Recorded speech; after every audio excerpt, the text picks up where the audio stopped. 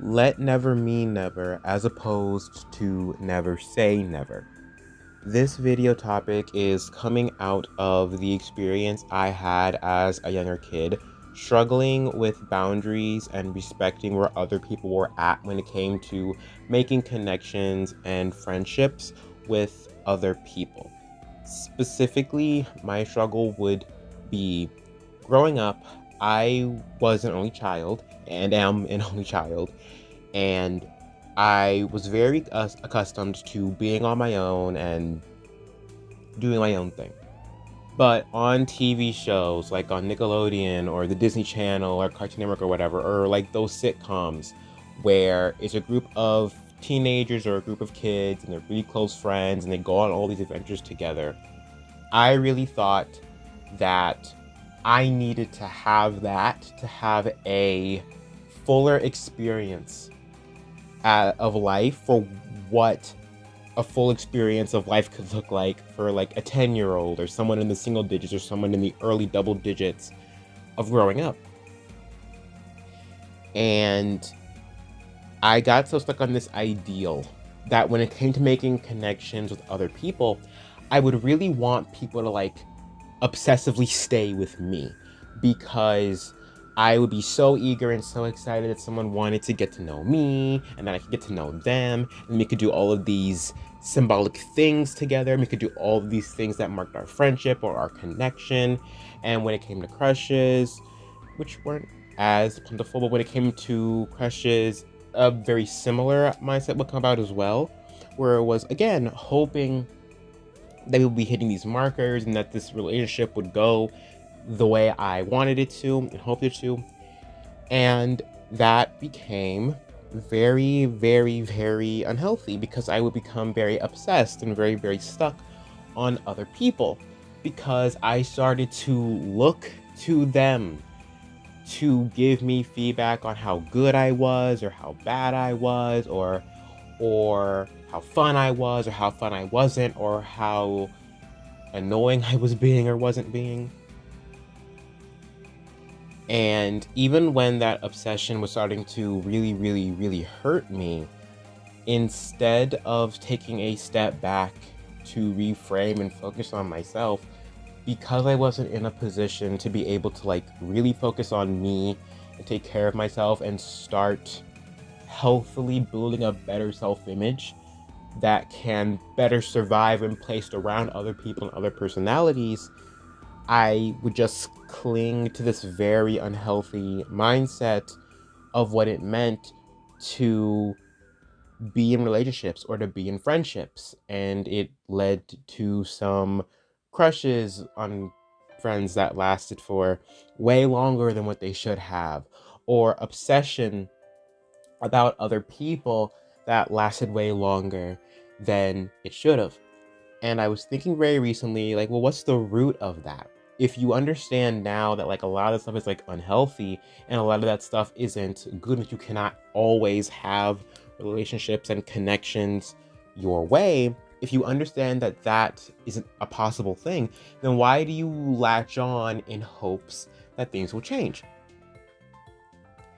And I realized it all kind of stems from this nebulous hope for something to change, or that there's like an unexpected turnaround. Like, for example, let's say a parent told you that you weren't going to get some kind of thing that you want, to be it like a treat or a toy or a game or whatever, but then there's an unexpected turnaround in which you actually did get it. They were just hiding it from you, or something works out and now you can get your way and you can have your cake and you can eat it too.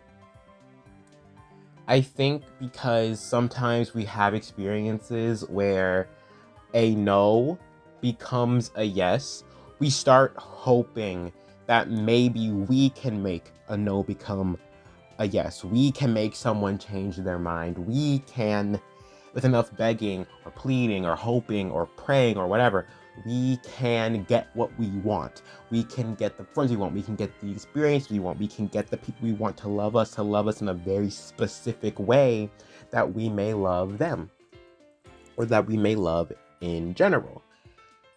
And something very important that I came to is that in and of itself is a very unhealthy thing.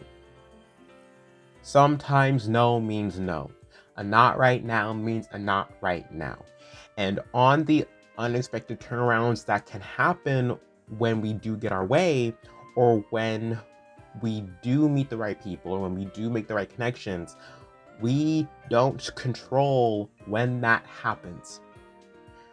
Just like you can't always make what you want come about, you don't always control when things unexpectedly turn around and give you what you wanted. You cannot control other people, and you really don't need to. You can't control your circumstances either. Not always. You have to be able to focus on yourself and focus on what you can actually change. Be that your own choices, the things that you put time to, the people that you put time to, and your interests or passions or career that you put your time to and put your time into. My question though is really, why do you need to have it specifically your way? Why do you need to be obsessed, and why do you need to be stuck over this person or these people or this symbol of getting everything you could have ever hoped to get? Why do you need to have it your way? What if there's a significantly better way that's around the corner but will only ever come to you when you let go and reshift priorities? You can't get stuck on a nebulous future that doesn't yet exist and may not make you as happy as taking some other choices and doing some other things differently might bring you. You have to focus on what is real, what is tangible, and what you can actually work to build to and create or curate. You just simply don't have the power to basically make a rainy day turn into a sunny day. It's fun when that happens, but you just got to be able to roll through whatever weather that day brings and get through it well enough to survive, get home, dry yourself off or cool off, and just take a break, rest, and get ready for whatever you have to tomorrow. But yep, that's really it for this small little video. I think going forward with these little, I guess I don't know what to call these little video diary things or whatever.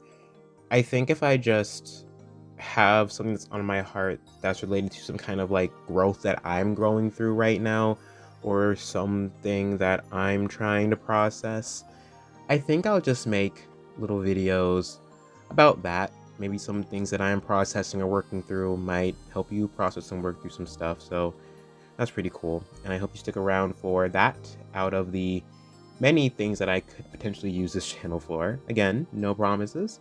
I'll do what I want when I can, and most importantly, when I want to. Thank you for sticking around and watching this video. I appreciate any support that you can provide me through my product stores and print stores in the link below. But with that, there's not much left to say. Thank you for watching, and see you in the next one.